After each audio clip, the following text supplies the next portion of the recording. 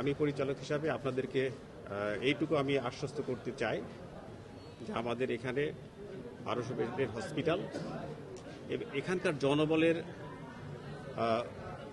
যে এখন পর্যন্ত অর্গানোগ্রাম সেটা হলো 550 বেডের। এই 550 বেডের হসপিটালে অর্গানোগ্রাম নিয়ে যদিও অনুমোদিত 1200 বেড, আমরা প্রতিদিন ইনডোরে 2500 থেকে 3500 রোগীকে আমরা সার্ভিস দিচ্ছি এবং আউটডোরে গড়ে প্রতিদিন 7000 পেশেন্টকে সার্ভিস দিচ্ছি।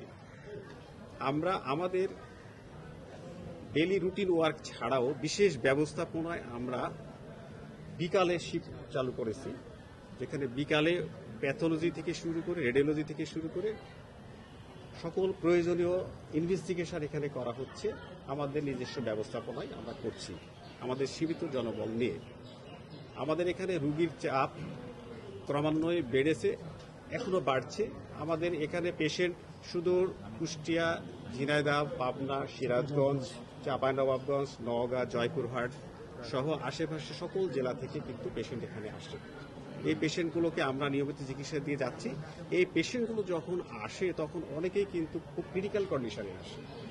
আমরা আমাদের চিকিৎসা দেই এবং অনেক পেশেন্টকে আমরা চিকিৎসার শেষ পর্যায়ে পাই, যার কারণে অনেক সময় তাদের জন্য প্রয়োজনীয় যে সাপোর্ট, যে আইসিইউ সাপোর্ট বা অন্যান্য সাপোর্ট আমরা অনেক সময় দিতে পারি না এবং অনেক সময় এটাকে অপেক্ষমান রাখতে হয় এবং অনেক পেশেন্ট অপেক্ষমান থাকা অবস্থায় কিন্তু অনাকাঙ্ক্ষিতভাবে খারাপ পরিণতির শিকার হয়।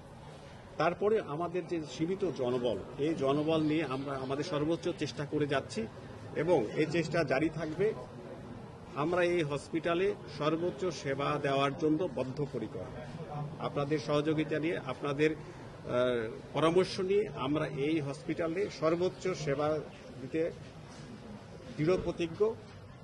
মাননীয় প্রধানমন্ত্রীর যে ভিশন স্বাস্থ্য খাতে, আমরা সেটাকে পূর্ণভাবে পরিপালন করার জন্য আমরা নিরলসভাবে কাজ করে যাচ্ছি এবং আমাদের এই চেষ্টা অব্যাহত থাকবে।